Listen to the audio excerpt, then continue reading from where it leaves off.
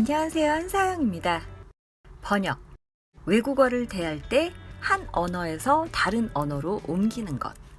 이런 맥락에서 쓸 수도 있겠지만 저는 번역이란 단어를 좀 넓은 의미로 씁니다.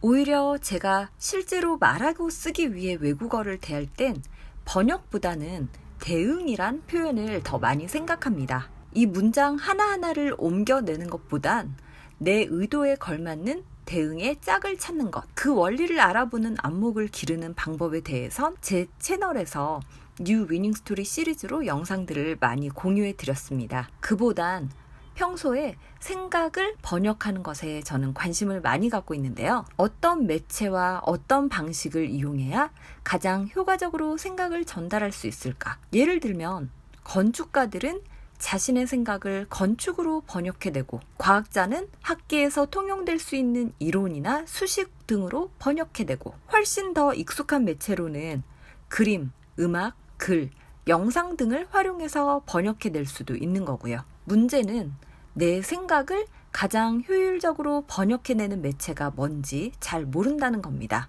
어떤 사람들은 특정한 매체에 처음부터 관심을 갖고 있습니다. 난 노래를 할 거야. 난 그림을 그릴 거야. 난 글을 쓸 거야. 난 영상을 만들 거야. 보통 이런 관심을 갖고 있으면 처음부터 아티스트 같은 창작자를 꿈꾸고 일이 될 수 있는 수준까지 전문성을 기르기 위해 노력합니다. 창작이 일이 되는 건 또 별개의 문제여서 그 나름의 어려움이 많긴 하지만 자신에게 맞는 매체를 찾은 것만 해도 행운이라고 생각합니다.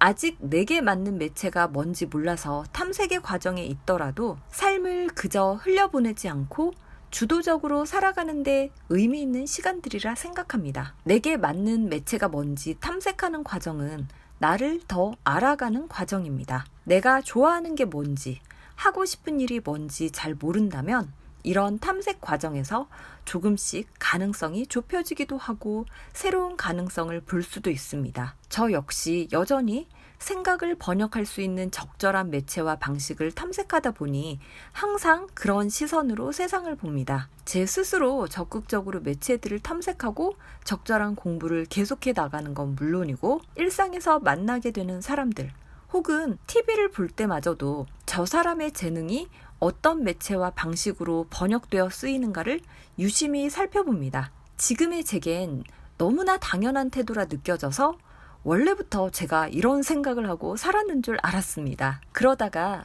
얼마 전에 이 영상을 기획하며 예전에 제가 써놓았던 블로그 글을 다시 보았습니다. 생각의 탄생이란 책에 관한 글이었는데요. 이 책을 읽고 2013년에 블로그에도 소개해뒀고 2년 전에는 제 유튜브 채널에도 소개했었고, 대학원에서 상상력과 창의성 공부를 하면서도 읽었던 책입니다.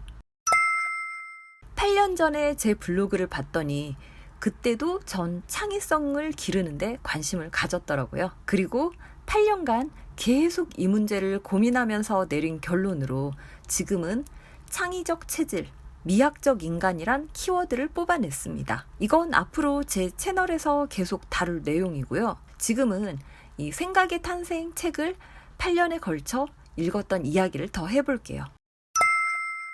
이 책을 8년에 걸쳐 3번 이상 읽으면서 달라진 점을 먼저 말씀드릴게요. 8년 전에는 이 책의 방대한 정보와 지식을 소화해내야 한다는 압박 혹은 주눅이 들었던 것 같습니다. 하지만 지금은 결국 창의성은 창의적 체질을 길러낼 수 있느냐에 달려있다고 생각하기 때문에 지식은 좀 더 선택적으로 다룰 수 있는 여유가 생겼습니다.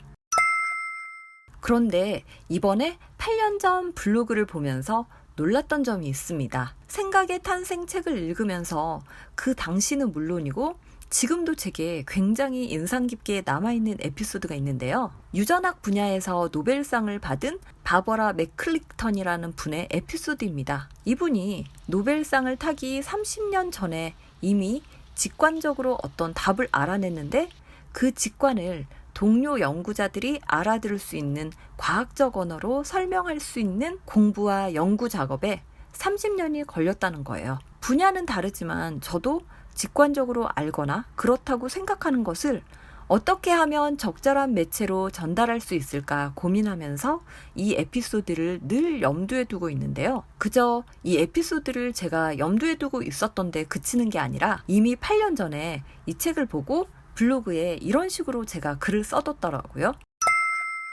꼭 작가나 창작자가 아니더라도 자신의 생각을 학술적 언어로 번역하는 건 대학원에서 하는 일이고, 내 상품을 팔기 위해 고객에게 전달 가능한 언어로 바꾸는 건 마케팅이란 일입니다. 내 생각을 표현하는 매체가 무엇이냐에 따라 그 매체에 맞는 언어를 갈고 다듬는 것, 그것이 바로 일, 직업이고, 그 번역을 어떻게 잘 해낼 수 있는가를 우린 늘 고민하며 산다는 거죠.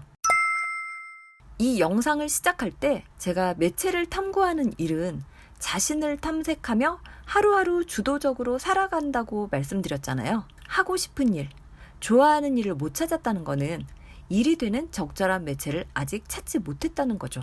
그래서 나의 삶을 주도적으로 살아나가기 위해서 적절한 매체를 탐구하는 일이 필요합니다. 그동안 완전히 몸에 체화되어 있어서 처음부터 제가 세상을 바라보는 틀인 줄 알았던 생각이 사실은 8년 전에 책을 읽고 다듬어져 있었더라고요. 그리고 나서 너무나 자연스럽게 제 삶에 이 생각이 적용되어 왔다는데 놀랐습니다. 창의적 체질로 바꾸는데 도움이 됐던 거죠.